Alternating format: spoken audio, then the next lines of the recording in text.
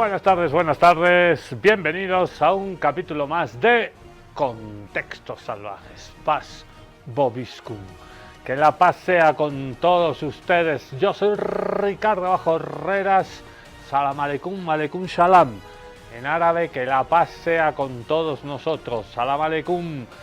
Y la editorial de hoy se llama Palestina, un genocidio deliberado. ¿Y por qué decimos deliberado, intencional? Porque hace 2 días una comisión investigativa imparcial de Naciones Unidas ha dicho lo que todos sabemos: que el Estado terrorista genocida de Israel está cometiendo un genocidio deliberado y que está asesinando niños y niñas palestinas en la franja de Gaza de manera deliberada, de manera intencional. Han contabilizado 22.000 niños asesinados y niñas. 22.000. ¿Se imaginan? Eso es como llenar el estadio de Villa Ingenio en la ciudad del Alto, lleno de cadáveres de niños y niñas. Y mientras tanto el mundo calla, el mundo mira para otro lado, el mundo es cómplice por silencio, y mientras tanto muchos países como el nuestro reanudan relaciones diplomáticas con este Estado terrorista infanticida de Israel, como va a ser, parece, el señor de la ultraderecha Abelardo de la Espriella en Colombia. No sirve de nada los informes de la ONU, pero bueno, cuando se juzga a estos señores de Israel por crímenes de guerra, crímenes de lesa humanidad que no prescriben, se presentará este estudio de esta comisión de investigación que ha llegado a la conclusión: Naciones Unidas no va a hacer nada después de esto. Estados Unidos tiene capacidad de veto en el Consejo de Resolución de Naciones Unidas, en el Consejo de Seguridad de Naciones Unidas, y no va a pasar nada, a pesar de que una vez más, y van muchas, una comisión independiente de Naciones Unidas. No está Hamas, no está Hezbollah, no hay narcoterroristas, no está Cuba, no está Rusia, no está Irán, no. Comisión investigativa imparcial ha concluido que Palestina está sufriendo un genocidio deliberado y que se está asesinando sistemáticamente, intencionalmente, deliberadamente a niños y niñas en Palestina. Arranca un capítulo más de Contextos Salvajes. En medio del Mundial no nos olvidamos de Palestina. No te olvides de hablar de Palestina. Alto, stop al genocidio en la franja de Gaza y a la sistemática ocupación de tierra árabe, de territorio palestino en la Cisjordania ocupada, cosa que está pasando. Hoy lo vamos a repasar desde la Guerra de los 6 días en 1967. Es una política, es una maquinaria colonial de exterminio. Eso es el ente sionista de Israel. Una maquinaria colonial de exterminio, de genocidio, de limpieza étnica y de ocupación sistemática de territorios de otros países. Y mientras tanto, la ONU bien, la FIFA bien, todos bien. Y total, yo no soy palestino. Bueno, cuando nos toque a nosotros, será demasiado tarde. Arranca un capítulo más de Contextos Salvajes. Alhamdulillah.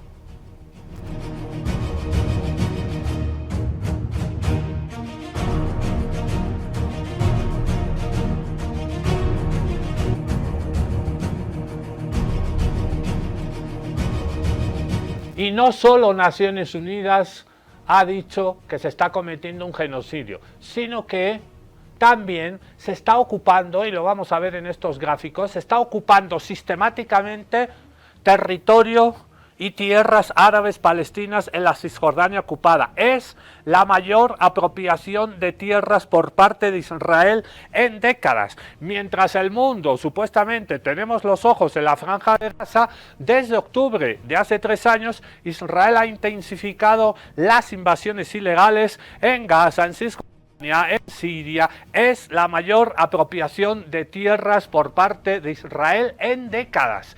Y lo vemos aquí, en la Franja de Gaza, ahí tienen ahí arribita la línea amarilla. Todo eso ahora está concentrado, 2 millones de palestinos en esa línea amarilla hacia el mar. El resto ya ha sido ocupado. Israel ha desplazado la línea amarilla que fijó, que fue parte del acuerdo de paz, digo, acuerdo de alto al fuego que nunca se respeta. Ya se ha apropiado Israel del 60% de la Franja de Gaza. Y ha ordenado el señor criminal de guerra Netanyahu, ha ordenado avanzar hasta completar la ocupación del 70% de la Franja de Gaza, la cárcel a cielo abierto más grande del mundo. Más de 2 millones de palestinos y palestinas están confinados ahora en esa pequeña, la franja de la franja de la franja, en tiendas de campaña saturadas, con un calor terrible, lo vamos a ver hoy, dependiendo en gran medida de una ayuda humanitaria internacional que ha vuelto a ser bloqueada. En la Cisjordania ocupada pasa exactamente lo mismo. Ahí en el centro está Jerusalén. Y ahí tenemos en colorcito las áreas, los asentamientos de Israel mediante confiscación de tierras palestinas. Desde hace 4 años el gobierno de Israel ha aprobado más de 50 asentamientos ilegales de colonos ultraortodoxos, fascistas, abiertamente sionistas y racistas. Cada vez hay más asentamientos de estos colonos que votan a la ultraderecha ocupando territorio de la Palestina histórica. Y obviamente estos asentamientos, ¿qué necesitan?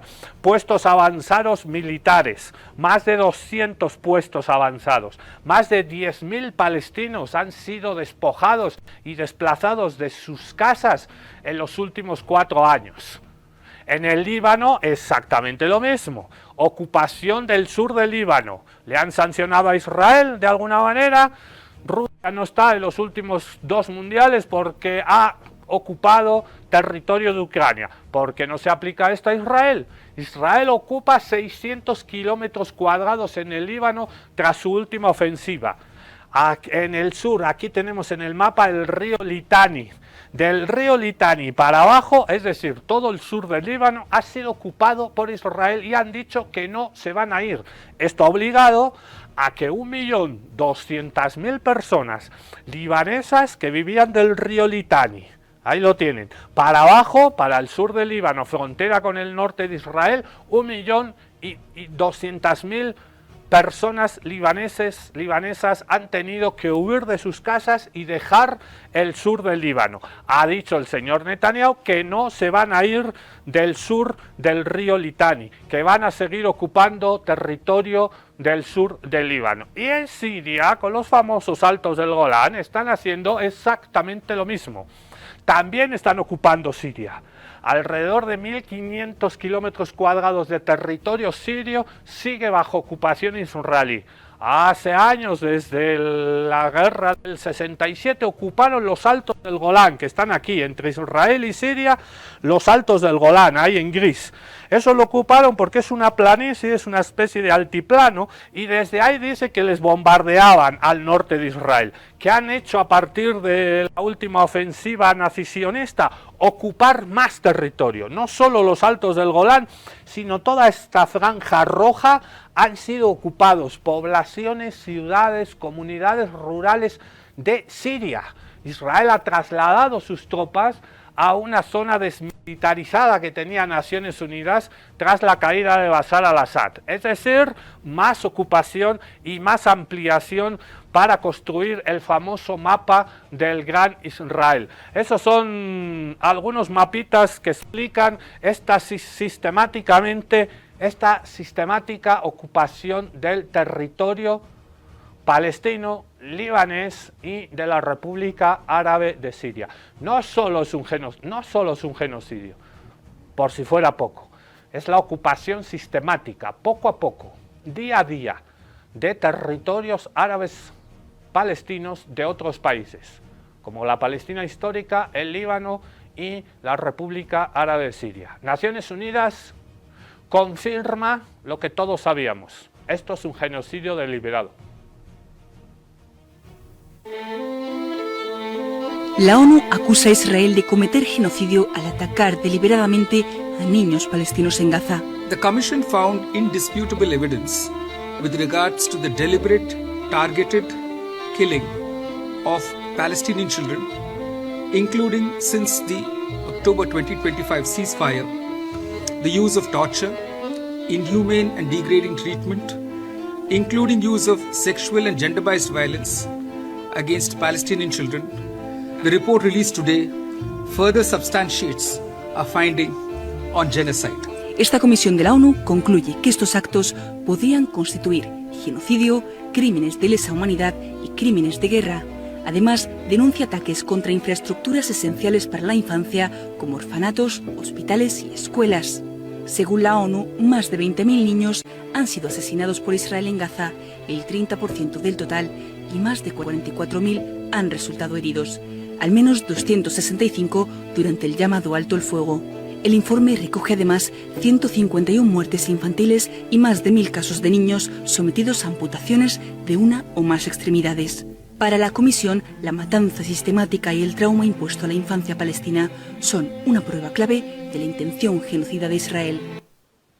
La intención genocida y de limpieza étnica de Israel. Y en medio de la Copa del Mundo, cuando todo el mundo estamos viendo los partidos de fútbol en la televisión, Israel ha vuelto a bloquear la entrada de ayuda humanitaria por los dos únicos puestos fronterizos en la Franja de Gaza, en el norte y en el sur, en el puesto fronterizo de Rafah. Y el Estado sionista de Israel se alimenta de personajes como el que vamos a ver a continuación, uno de los rabinos más importantes y que está detrás de la ideología de ultraderecha abiertamente racista de los colonos de Israel. Este rabino se llama el rabino, por aquí lo tengo, el rabino Dov Lior. Este señor está a favor del asesinato sistemático de niños y niñas. Está a favor de la limpieza étnica y tiene una influencia no solo religiosa sino política. Recordemos que en el gabinete del señor Benjamín Netanyahu hay dos partidos de ultraderecha ultraortodoxos que obedecen al señor que vamos a ver a continuación. Itamar Ben-Gvir, el ministro de Seguridad Nacional, también lo tiene como su gurú. El rabino, se me ha olvidado su nombre, será por algo, Dov Lior a continuación, maquinaria genocida. ארץ שייכת אך ורק לעם ישראל, וכל עזה וכל לבנון, כל זה צריכים לשאוף לנקות את הארץ מרוכבי הגמלים. Estas son palabras atribuidas al rabino Dov Lior, uno de los rabinos más extremos de Israel. Es una figura destacada dentro de los movimientos de colonos y ha pedido la limpieza de los palestinos de Palestina ocupada, así como su traslado a países árabes. כשפלה בעולם אתם חושבים. אני לתומי בהתחלה חשבתי הכושים. המהר"ל בנצח ישראל אומר הערבים. También ha declarado que no hay civiles inocentes en Gaza. Ha respaldado públicamente el controvertido libro Torah Hamelech, que justifica matar a civiles no judíos, incluidos niños. Fue interrogado por funcionarios israelíes sobre estas declaraciones, pero nunca fue formalmente acusado. La ideología de Lior ha tenido influencia más allá de los círculos religiosos, especialmente entre grupos como los Hilltop Youth, un movimiento de colonos que construyó puestos ilegales en Cisjordania ocupada. Plantearon la expansión de los asentamientos como una misión divina e histórica y se ven a sí mismos como defensores del destino judío.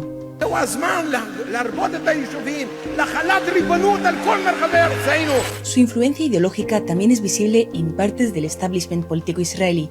El ministro de Seguridad Nacional, Itamar Ben-Gvir, lleva mucho tiempo asociado con ellos. Estos rabinos y sus redes no solo son socialmente influyentes, sino que también operan dentro de un contexto estatal más amplio. El presupuesto del gobierno israelí para 2026, el mayor de su historia, asigna una financiación significativa a instituciones de patrimonio religioso que a menudo predican la ocupación y la violencia. אפילו היום, שאמרתי לצוריה ולבתיה שאנחנו הולכים לפיקניק קטן, Este ecosistema ideológico y político continúa moldeando la expansión de los asentamientos y contribuye a la dinámica continua de control en Cisjordania ocupada. Es una maquinaria de exterminio, es una maquinaria de guerra y de odio. Y muchas veces en el pasado hemos leído cosas sobre la Segunda Guerra Mundial y sobre este señor, y nos hemos preguntado muchas veces cómo el pueblo alemán, cómo el pueblo europeo, cómo se permitió los campos de concentración, el asesinato sistemático también de 6 millones de judíos. ¿Recuerdas las veces que pensaste, no entiendo cómo la gente permitió que los nazis hicieran eso? Bueno, mira a tu alrededor ahora y así, justamente así, es como se permitió. Mirando para otro lado y callándonos en 7 idiomas. A los soldados que van a matar niños a la Franja de Gaza, a los soldados que van a matar adolescentes a la Cisjordania ocupada, luego les dan clases de yoga por el famoso estrés postraumático. Sufren mucho los soldados de Israel después de asesinar a niños y les dan clases de yoga. Yoga para calmar el estrés postraumático, para calmar la ansiedad, la depresión de muchos soldados de Israel. Algunos se suicidan porque no pueden soportar esta maquinaria de exterminio, ese odio todo el rato contra los árabes, contra el pueblo palestino. Yoga para calmar la ansiedad y para intentar lavar y limpiar las conciencias y tratar de limpiar y lavar las manos llenas de sangre. No hay yoga, no hay suficientes clases de yoga para lograr eso. Respira hondo, cierra los ojos. We are experiencing a very profound moment here in Israel to bringing somatic healing yoga practices, starting with soldiers who've experienced not just PTSD in light of October 7th and the subsequent war, but also soldiers that have been traumatized and suffering from all kinds of issues, even before the October 7th massacre. Lo mejor después de un día duro de ocupación, bombardeos, checkpoints, humillaciones, casas arrasadas y civiles palestinos convertidos en daños colaterales de una maquinaria colonial. Estira la espalda. Porque la imagen que vende la tele israelí es la de soldados israelíes haciendo yoga para gestionar el estrés postraumático. Not just from combat, not just from October 7th and the war, but also the impact of the world reaction to the war and the situation here in Israel. Inhala, exhala. Y claro, dicho así, parece una escena de autocuidado, de salud mental, de humanidad. Un mal chiste en definitiva. Porque la paz interior no limpia crímenes de guerra y una respiración profunda no resucita a un niño. Y ninguna esterilla puede tapar la sangre de un genocidio. No hay yoga que calme y que pueda eliminar estas escenas. Los niños palestinos de la Franja de Gaza jugando al fútbol entre ruinas, entre edificios. Todavía hay personas que no han aparecido. Más de 22.000 niños han sido asesinados en la Franja de Gaza en los últimos 2 años y medio. Es la ocupación sistemática de la Franja de Gaza. Todavía siguen cayendo las bombas sobre Ciudad de Gaza, la capital. En el 48 empezó la Nakba, el desplazamiento de millones de palestinos de sus casas. Muchos fueron a la Franja de Gaza. Y a partir del 67, la ocupación. Primero la catástrofe, primero te echan de tu casa y después, desplazado, te ocupan tu nueva casa en la Cisjordania ocupada, la guerra de los 6 días. Hacemos un poquito de memoria y repasamos la historia de la Palestina histórica desde 1967 y la limpieza étnica que practica el Estado terrorista, infanticida, genocida de Israel. Así que la pregunta de hoy es, ¿cómo una historia de expulsión se convirtió también en una historia de ocupación, fragmentación y encierro? Soy Patricia Salvador y esto es Reportajes SR.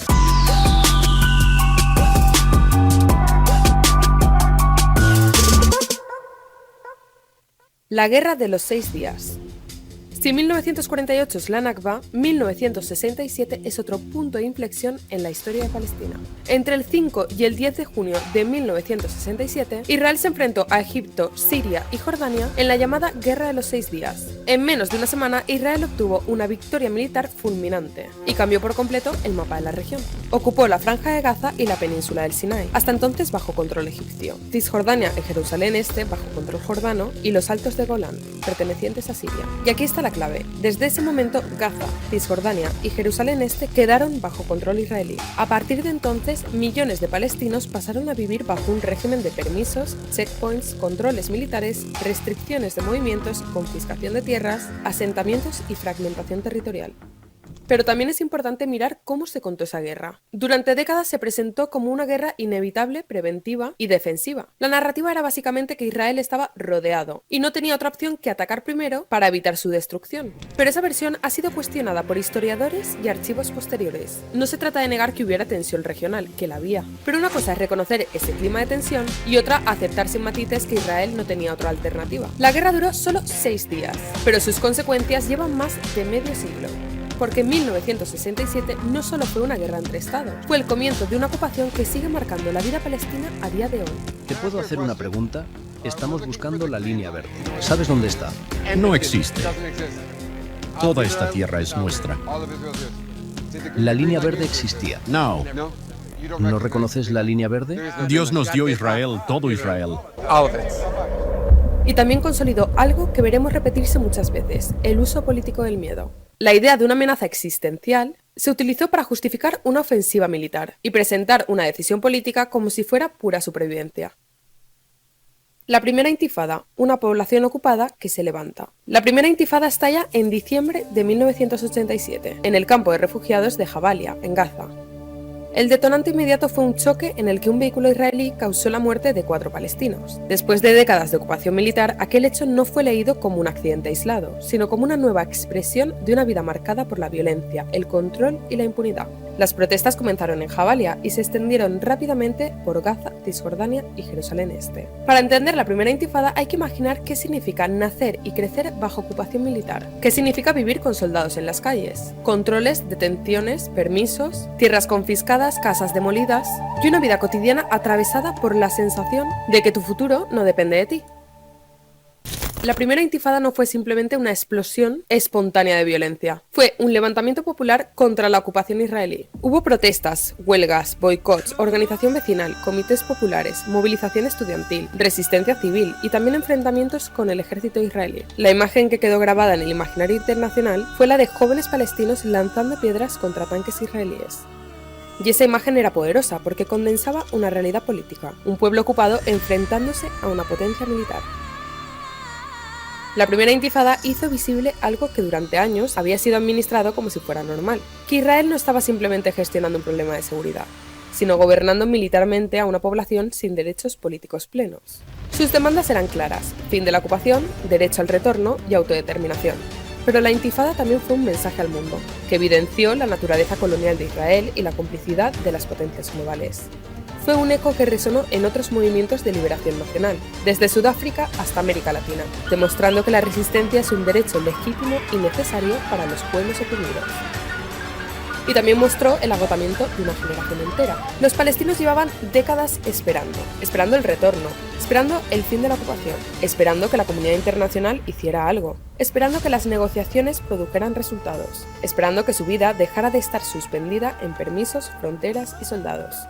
La intifada fue, en parte, el grito de una sociedad que había dejado de esperar en silencio. Pero el coste fue enorme. Durante casi 6 años, la violencia no se detuvo. Y en ese contexto, durante la primera intifada es cuando aparece Hamás. La intifada terminó formalmente con el inicio del proceso de Oslo. Israel y la Organización para la Liberación de Palestina firmaron en Washington la Declaración de Principios, conocida como los Acuerdos de Oslo, un marco para negociaciones de paz, reconocimiento mutuo y una autonomía palestina limitada en Gaza y Cisjordania.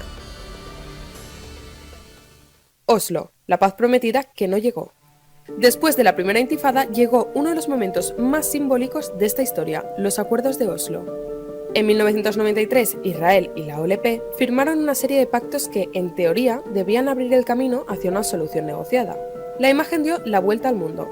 Isaac Rabin, Yasser Arafat y Bill Clinton en Washington, con un apretón de manos presentado como el inicio de una nueva era. Pero detrás de esa foto había una realidad mucho más limitada. Oslo establecía un periodo provisional de 5 años para negociar un acuerdo permanente y creaba la Autoridad Nacional Palestina como gobierno autónomo provisional. La ANP pasaba a gestionar algunas áreas civiles, pero Israel seguía controlando lo fundamental: defensa, fronteras, asuntos exteriores, pasos fronterizos, seguridad de los asentamientos y libertad de movimiento en las carreteras. Y ahí está la clave: Oslo prometía autonomía, pero no soberanía. Israel no reconoció un Estado palestino, tampoco aceptó explícitamente la creación de un Estado palestino independiente en los territorios ocupados. Los palestinos podían administrar ciertos aspectos de su vida diaria, pero no controlaban plenamente su territorio, sus fronteras, su seguridad ni sus recursos. Además, los temas centrales quedaron aplazados: Jerusalén, los refugiados palestinos, los asentamientos, la seguridad y las fronteras. Incluso la posibilidad de 2 estados no quedó planteada de forma clara en los acuerdos provisionales. Ese más adelante se convirtió en una trampa, porque mientras hablaba de proceso de paz, sobre el terreno la ocupación continuaba. Cisjordania fue dividida en zonas administrativas con diferentes niveles de control. Los asentamientos siguieron creciendo, y la vida palestina quedó cada vez más fragmentada. Oslo no puso fin a la ocupación, no resolvió el derecho al retorno, no frenó la colonización, no resolvió Jerusalén, y no creó un Estado palestino soberano. Lo que dejó fue una promesa suspendida. Isaac Rabin fue asesinado en 1995 por un ultranacionalista israelí. Al año siguiente ganó Benjamin Netanyahu, contrario a los acuerdos, y jamás llevó a cabo atentados en Israel durante esos años, alimentando el miedo y debilitando aún más el proceso. El problema también estaba en el propio diseño de los acuerdos, que dejaban para el futuro las preguntas más importantes, mientras que en el presente permitían que la estructura de ocupación siguiera funcionando. Con el tiempo, la Autoridad Palestina, que debía ser provisional, acabó convertida en una institución permanente, cada vez más cuestionada por su propia población por corrupción, falta de legitimidad democrática e incapacidad para frenar la colonización israelí. Por eso, para muchos palestinos, Oslo dejó de parecer un camino hacia la libertad y empezó a parecer una forma de administrar la ocupación con lenguaje diplomático. 30 años después, esa decepción seguía muy viva. En septiembre de 2023, una encuesta del Centro Palestino de Investigación sobre Políticas y Encuestas señalaba que el 64% de la población palestina describía sus condiciones actuales como peores que antes de Oslo, y el 63% apoyaba abandonar los acuerdos. Además, la ANP sigue teniendo muy mala fama entre los palestinos. Cuando una sociedad escucha durante años la palabra paz, pero en su vida diaria ve más asentamientos, más checkpoints, más dependencia y menos libertad, la esperanza se erosiona. Y cuando la esperanza política se rompe, el vacío no queda vacío. Lo ocupan la rabia, la desconfianza y la sensación de que la vía diplomática no está conduciendo a la libertad, sino a una ocupación más sofisticada. Por eso, la segunda intifada no aparece de la nada, aparece después de una promesa rota. La segunda intifada, el colapso de la esperanza. Y entonces llegamos al año 2000. Después de años de promesas incumplidas, de un proceso de paz que no llegaba a ninguna parte y de una ocupación que seguía marcando la vida cotidiana palestina, estalla la segunda intifada. Esta vez el levantamiento será mucho más violento. El detonante inmediato fue la visita de Ariel Sharon, líder del Likud, a la explanada de las mezquitas en septiembre del 2000. Para la población palestina no fue una visita inocente. Sharon era una figura profundamente asociada a la línea dura israelí, y su presencia en uno de los lugares más sensibles y sagrados de Jerusalén fue leída como una provocación abierta. Al día siguiente, la policía israelí reprimió las protestas palestinas, con varios jóvenes palestinos asesinados, lo que terminó de encender una rabia que llevaba años acumulándose. Pero reducir la segunda intifada a esa visita sería quedarse en la superficie. La verdadera raíz estaba en el fracaso de Oslo, y por eso las consignas que unificaron a gran parte de la población palestina fue precisamente el rechazo a la ocupación y el rechazo a los acuerdos de Oslo, que para muchos ya no representaban una salida. La segunda intifada empezó con movilizaciones, huelgas, protestas masivas y enfrentamientos en las calles. Pero con el paso del tiempo fue derivando hacia una fase mucho más militarizada. Guerrilla urbana, atentados suicidas palestinos contra civiles israelíes, operaciones militares israelíes, asesinatos selectivos, incursiones, demoliciones, cierres, bombardeos y una represión cada vez más dura. Para millones de palestinos, la segunda intifada fue el momento en el que esa promesa se rompió definitivamente. Y su derrota abrió una nueva etapa. Porque después de la segunda intifada, Israel no solo reforzó su aparato militar, también aceleró una arquitectura física de separación y control. Y aquí entra el siguiente capítulo, el muro. El muro. Después de la segunda intifada, Israel empezó a construir el muro, una barrera de separación en Cisjordania. Israel lo presentó como una medida de seguridad para evitar ataques, y es cierto que la sociedad israelí venía de años de miedo, atentados y violencia. Pero el problema no era solo la existencia de una barrera, el problema era su trazado. Porque gran parte del muro no sigue la línea verde, es decir, la frontera reconocida internacionalmente entre Israel y Cisjordania antes de 1967. En muchos tramos el muro se adentraba en territorio palestino ocupado, y eso tiene consecuencias enormes. Separa pueblos de sus tierras, familias de sus familiares, trabajadores de sus empleos, niños de sus escuelas, comunidades de hospitales, cultivos, mercados y rutas cotidianas. Por eso el muro no solo separa israelíes de palestinos, también separa palestinos de otros palestinos. Fragmenta el territorio, rompe la continuidad geográfica, convierte la vida diaria en una carrera de obstáculos. Y aquí aparece de nuevo una tensión que se repite en toda esta historia. Lo que Israel presenta como seguridad, para la población palestina se traduce en más control, más pérdida de tierra y más encierro. El muro es una metáfora de toda la ocupación. Se levanta con el lenguaje de la protección, pero produce una realidad de separación, desigualdad y fragmentación. Gaza, de territorio ocupado a cárcel a cielo abierto. Ahora llegamos a Gaza, y Gaza suele aparecer en los medios de una forma reducida, casi deshumanizada. Gaza como base de Hamás, Gaza como amenaza. Pero Gaza es también una sociedad, una franja de tierra pequeña densamente poblada, donde vive una población mayoritariamente refugiada, o descendientes de refugiados del 1948. Y esto es clave, Gaza no puede entenderse sin la Nakba. Muchas de las familias que viven allí no son originarias de Gaza. Sus pueblos y ciudades estaban en lo que hoy es Israel. Fueron expulsadas o huyeron en 1948 y sus descendientes siguen viviendo con esa memoria de desposesión. Gaza fue ocupada por Israel en 1967. Durante décadas hubo presencia militar y asentamientos israelíes dentro de la franja. En 2005, Israel retiró sus colonias y sus tropas permanentes del interior de Gaza. Y ese hecho se suele presentar como que Israel se fue de Gaza. Pero la pregunta es la siguiente: ¿irse significa dejar de controlar? Porque aunque Israel retiró sus soldados y colonos del interior, siguió controlando aspectos fundamentales de la vida en Gaza. El espacio aéreo, las aguas territoriales, gran parte de las fronteras, el registro poblacional, la entrada y salida de personas y mercancías, y buena parte de la economía.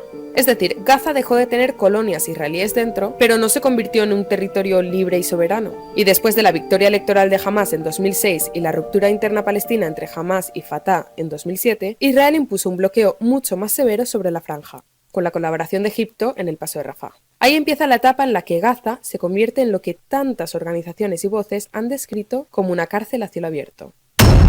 El bloqueo de Gaza, el asedio antes del asedio. Y esto es fundamental para entender lo que ocurre después. Porque antes del 7 de octubre de 2023, Gaza ya estaba bloqueada. Antes del 7 de octubre, millones de personas ya vivían con restricciones severas de movimiento. Antes del 7 de octubre, la entrada y salida de mercancías ya estaba controlada. Antes del 7 de octubre, salir de Gaza para estudiar, trabajar, visitar familiares o recibir tratamiento médico ya era extremadamente difícil. Antes del 7 de octubre, la economía gazatí ya estaba asfixiada. Antes del 7 de octubre, la población ya dependía en gran medida de ayuda humanitaria. Antes del 7 de octubre, los bombardeos y operaciones militares israelíes sobre Gaza ya formaban parte de una normalidad insoportable. Este punto es central porque cambia completamente el encuadre. Si empiezas la historia el 7 de octubre, Gaza aparece únicamente como amenaza. Pero si miras lo que ocurría antes, Gaza aparece también como una población encerrada, empobrecida, vigilada y sometida a castigo colectivo. Y esto no justifica el asesinato de civiles israelíes, pero sí impide contar la historia como si el 7 de octubre hubiese surgido de la nada, porque la violencia nunca aparece en el vacío, aparece dentro de estructuras, decisiones políticas, acumulaciones históricas y relaciones de poder. Y Gaza llevaba años siendo una olla a presión. Una generación entera nació sin conocer otra cosa más allá del bloqueo, la ocupación indirecta, las guerras periódicas, las fronteras cerradas y un futuro cancelado. Y cuando una sociedad entera vive así durante años, no estamos ante un problema que pueda explicarse únicamente con la palabra terrorismo. Estamos ante una historia de violencia, encierro y abandono que el mundo prefirió normalizar hasta que estalló. Un repaso de la historia de Palestina desde la Guerra de los 6 días hasta hoy. Mientras tanto, los colonos siguen ocupando territorio, protegidos, son muy valientes, protegidos por un ejército armado hasta los dientes. No es una guerra entre dos países, como algunos la describen. No hay una guerra entre Israel y Palestina. Sería una guerra si los dos tuvieran un ejército y más o menos las mismas condiciones. Es un genocidio. Es una maquinaria de guerra, de limpieza étnica. Y tú dirás, ¿qué me importa? Pero Israel también está atacando a las democracias en todo el mundo a través de compañías de seguridad, de ciberseguridad, y una de ellas es Blackcore. Blackcore está incidiendo las elecciones de muchos países. Lo acaban de hacer ahora en Colombia, en Perú, pero en los últimos 6 meses esta maquinaria de vigilancia, de control a través de empresas de Israel están incidiendo, atacando, mermando la democracia en muchos países del mundo y no solo en América Latina. Esta empresa ha incidido en las elecciones municipales de Francia hace poco, de Escocia, de Togo, de Angola, incluso en las elecciones municipales a la alcaldía de Nueva York. Israel no solo ataca al pueblo palestino, Israel también erosiona la democracia a nivel global. Israel no solo está asesinando a Palestina, también está matando a la democracia en el mundo entero. Esto que vas a ver es realmente fuerte y por lo que sea apenas ha tenido repercusión en los grandes medios. Una empresa cibernética israelí acaba de ser expuesta por dirigir una operación global de interferencia electoral en 5 países a la vez.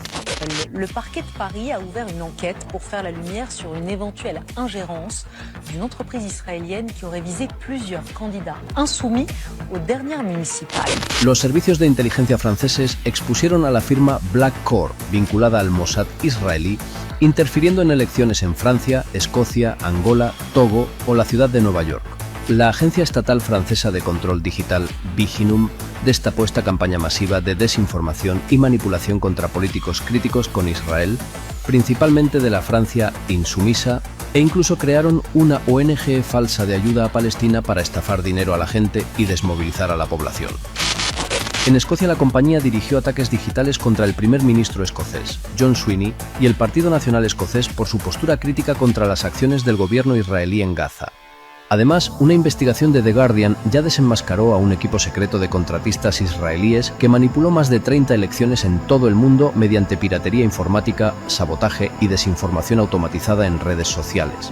La unidad estaba dirigida por Tal Hanan, un exmiembro de las Fuerzas Especiales israelíes. En más de 6 horas de reuniones grabadas en secreto por The Guardian, Hanan y su equipo hablaron sobre cómo podrían obtener información sobre sus rivales, incluso pirateando cuentas de Gmail y Telegram.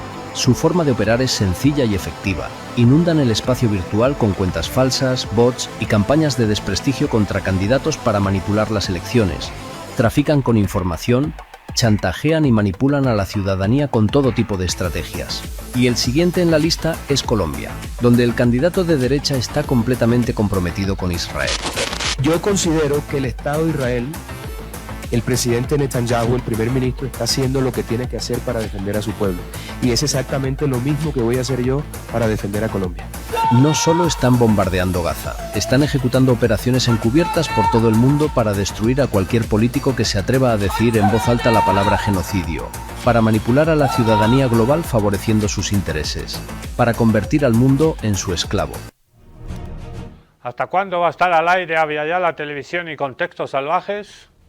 Llevamos cientos de programas a favor de Palestina y denunciando el genocidio del pueblo palestino a manos del Estado terrorista, infanticida, genocida de Israel. El día que no salgamos más, ya van a saber por qué.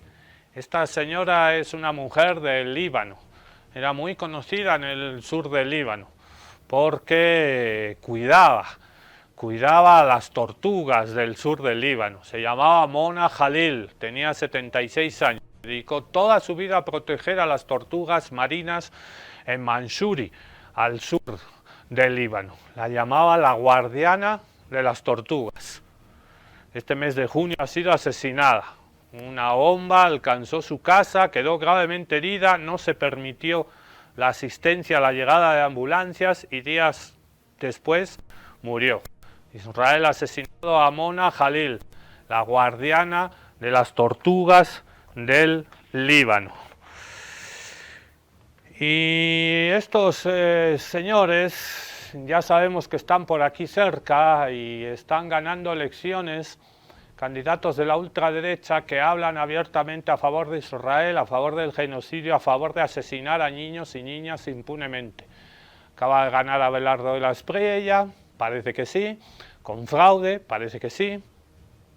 una comisión electoral en Colombia ha denunciado esta abierta injerencia de Estados Unidos e Israel. En Chile, con José Antonio Kast, está pasando exactamente lo mismo. Están llegando al sur de Argentina y sur de Chile para apropiarse de la Patagonia, y nosotros, bien, gracias. Se ha vuelto Chile más sionista con el triunfo y la llegada al poder del ultraderechista José Antonio Kast, hijo de nazis alemanes refugiados en Chile. Es el nazisionismo. ¿Es Chile más sionista hoy que ayer? Ahí está el pueblo chileno siempre solidario con el pueblo palestino. El sionismo y el antisionismo en las calles de la hermana República de Chile. ¿Chile se está volviendo sionista?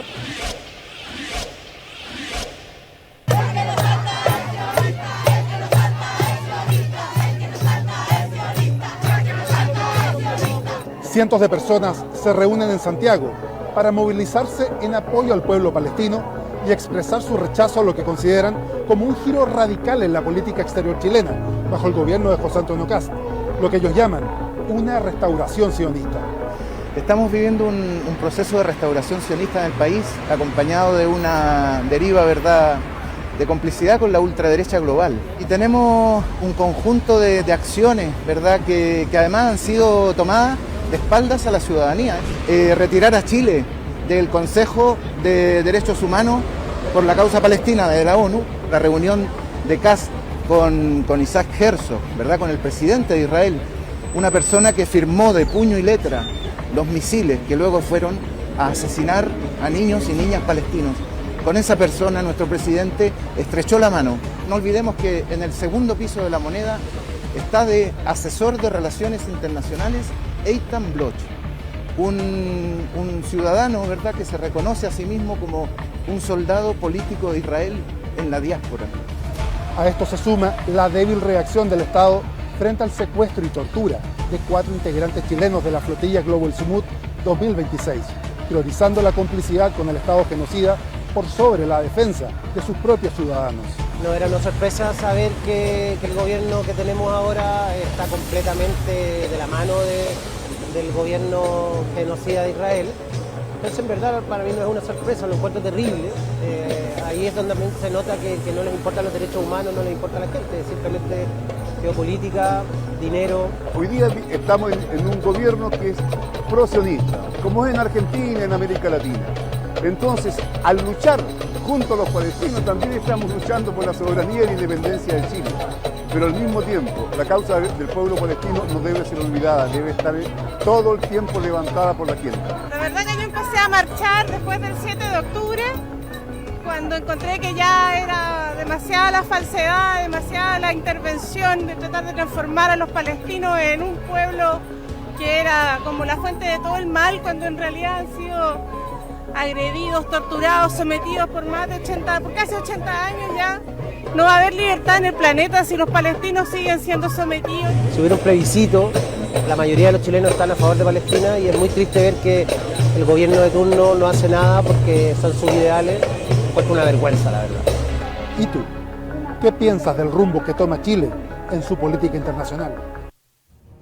El rumbo que toma Chile en su política exterior internacional no es un rumbo soberano, está marcado por el cipallismo, por ser títeres de lo que ordena el señor Donald Trump. Donald Trump es aliado del Estado terrorista de Israel, Donald Trump está aplicando la doctrina Monroe, y todos los gobiernos de derecha y ultraderecha son sometidos a ese tutelaje. Es coloniaje en estado puro. Nuestro corazón siempre estará con Palestina.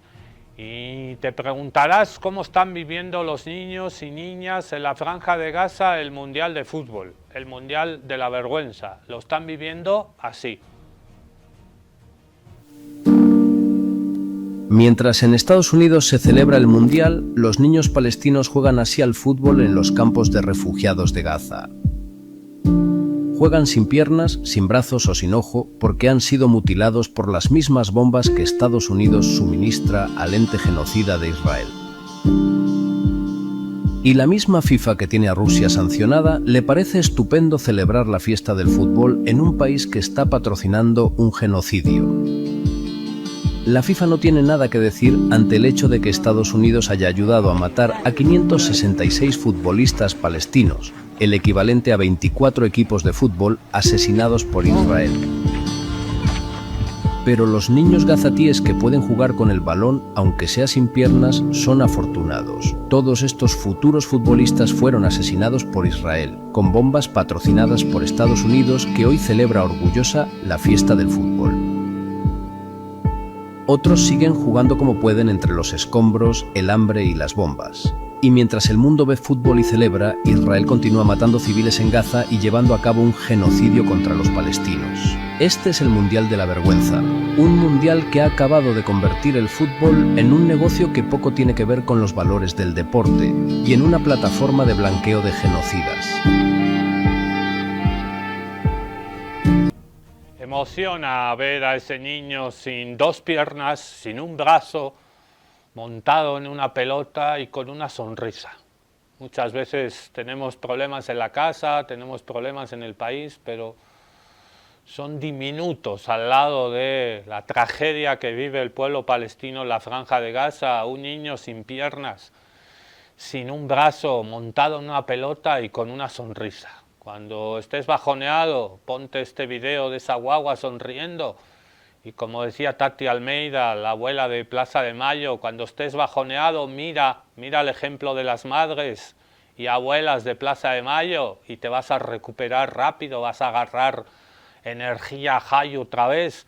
Y lo mismo pasa con los niños y niñas de la Franja de Gaza. Mientras tanto, Palestina dice presente en el Mundial, especialmente en las sedes de México, en la capital, en Guadalajara, en Monterrey. Palestina presente ahora y siempre. Aunque Palestina no juegue este mundial, está presente en las calles de Ciudad de México. Activistas instalaron un gran mural que recuerda a cada uno de los que pasa que Gaza sigue bajo genocidio.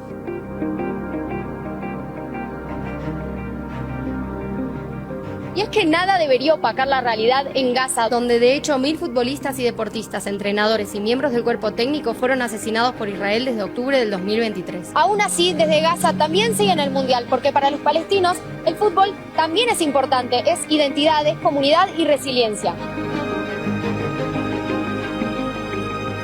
Por eso, aunque Palestina no esté en la cancha, hay que seguir teniéndola presente en este mundial. Y ahorita vamos a irnos a la Franja de Gaza y a la Cisjordania ocupada. Acaban de asesinar a una muchacha de 17 años llamada Rahat Ashut en una calle de la capital de Gaza con una bomba mientras iba al colegio.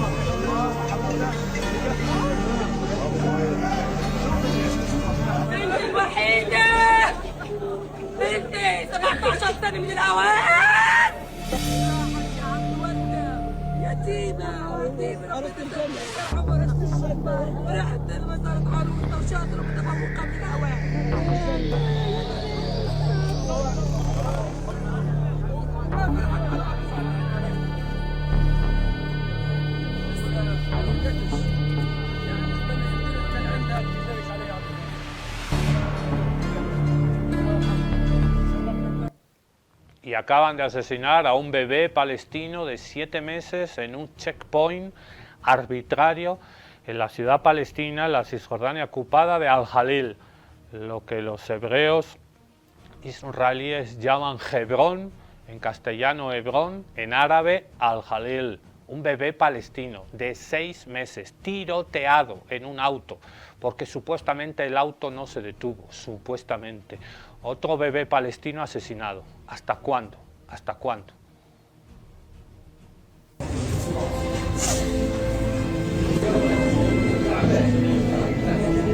Mira, بس يا عمي بس لو سمحتوا لا تنسوا في الحمام ان شاء الله ان شاء الله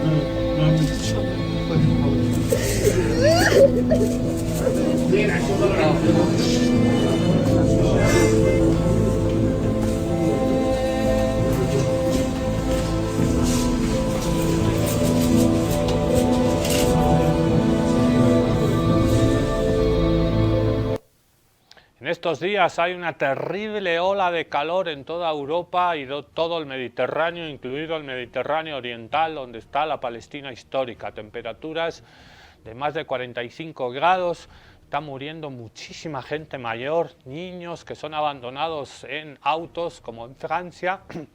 Murieron 2 guaguas que fueron olvidadas en un auto y se cocinaron ahí dentro del auto. Francia, España, Italia, por supuesto, Palestina, el calor, la primera ola de calor en el verano austral, en el verano del norte global, está siendo terrible, está habiendo muchos muertos. Imagínense cómo es vivir en una carpa, en unas condiciones muy precarias y con temperaturas de más de 45-50 grados, así está soportando la ola de calor el pueblo palestino en la Franja de Gaza.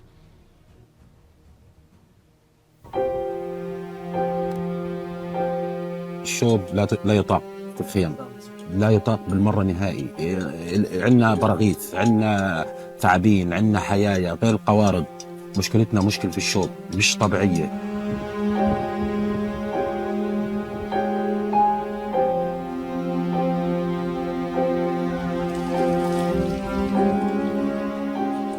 والله الخيمة من نار الله الموقدة، يعني هذه النار جهنم الثانية، ولا بنعرف ننام ولا بنعرف نقيم ولا بنعرف نسوي أي حاجة. شبه كده نحن مرمين في وسط الحر عشان الخيمة حامي جدا. احنا تعبنا في الخيم، بتمها تقرصك بعوضة في الليل، في النهار حتى كمان ما ننامش من الدبان، وبجينا البراغيث. نشرد من الشوب اللي في الخيم والقصف والحياة اليائسة، فبنيجي بنترفه هين عن مينا، يعني شوي بنسبح بننط بنرفه حالنا يعني شوي، وعلى القليل يعني بنضيع وقتنا، بنضيع يومنا في السباحة، منها بنتعلم مهارات ومنها يعني بنضيع وقت وحر وقصف وبنبعد عن جو الحزن شوي.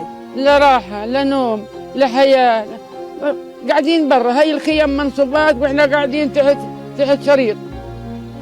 هاي حياتنا، ايش حياتنا؟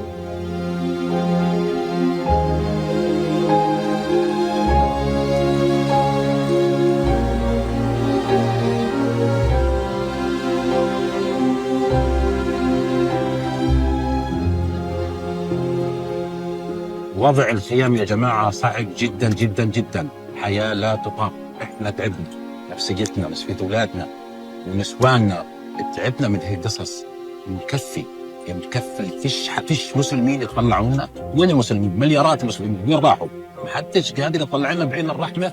مكفي يا جماعة، هذه الخيمة بتحميش لا صيف ولا شتاء، ما بتحمي على الفاضي. منظر عطينا احنا دورنا بس لليل، يعني هاي في النهار طول نهارنا قاعدين برا. صعب، ما بقدرش اخش الخيمة، صعب جوا في الخيمة أقدر أخش أو أنام. طول النهار صاحي بستنى الليل بس تيجي وتبرد الدنيا عشان أقدر أنام 4-5 ساعات وأبصر أقدر أكملهن. إيش ما بدنا نعمل؟ نجيب أدوية، والله يعلم الواحد مو بيجيب الفلوس عشان نقدر نجيب أدوية. أمورنا صعبة جدا في الخيمة يا جماعة، وشان الله ومشان أمة محمد اطلعونا بعين الرحمة. مش لهالدرجة سايبيننا 3 سنين في الحرب، انهلكنا، ما ضلش فينا صحة، صحتنا تعبت، أولادنا تعبوا، براغيث، مش ملاحقين أدوية. انجربنا تروح على العياده بيعطوك الدواء بترجع بتطيبش 3-4 مرات. انا شخصيا رحت على العياده اخذت الدواء ما طبتش. والله بنام عرقان وبقوم عرقان. بدي اشوف حياتنا اللي احنا فيها. الواحد يمكن يجي بشوه وينام نص ساعه بس او 10 دقائق ويشوف الوضع اللي احنا عايشين فيه. هذه خيمه، هذه قبر العادي يا رجل. والله ما نعرف اتنفس ولا اعرف انام، حتى علي حمر، صار معي ضغط وصار معي سكر وصار معي القلب من الحمل اللي احنا عايشين فيه. هاي اول مره في حياتي بعمر 78 سنه في حياتي ما عشت الهواء اللي عشت فيه. في الليل براغيث وفئران ودباب وعرس وشحالي، والله كلت عقربين من خيمتي. الموت لسه افضل لنا من هالحياه اللي عقبت لنا اياها اسرائيل واعوانها.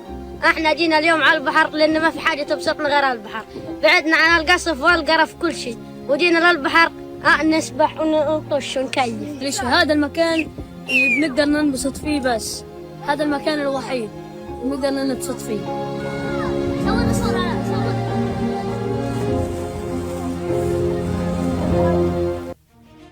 La playa como único lugar de diversión. No vemos en esa playa barcos pesqueros porque Israel también prohíbe la pesca. Antiguamente 9 millas, luego lo bajaron a 6 millas, luego lo bajaron a 3 y ahorita pescadores están siendo ametrallados, asesinados porque salen a pescar un poquito de pescadito. Pero la playa sigue siendo el único lugar de diversión para la niñez palestina en Gaza.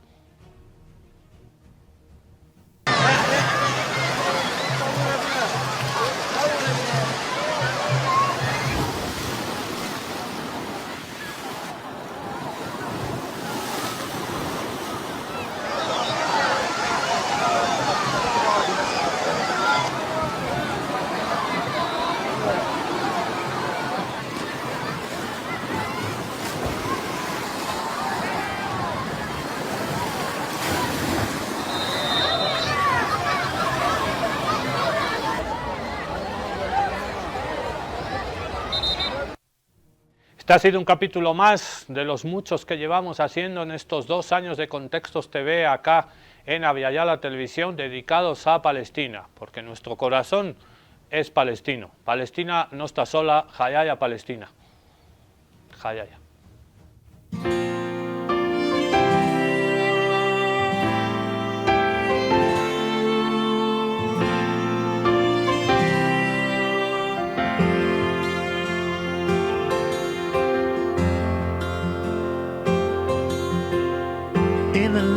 The olive tree, children play and they dream to be free in their own home.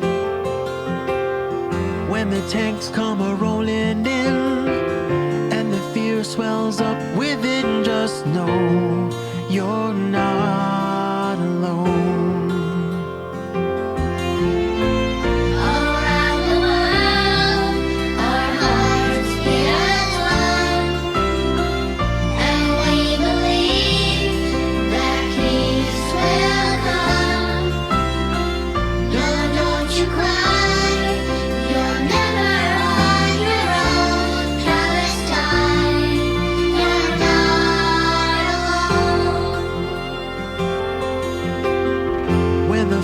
Falls from the sky and you ask 'cause you wonder why you've lost all that you've owned. God's justice will be done.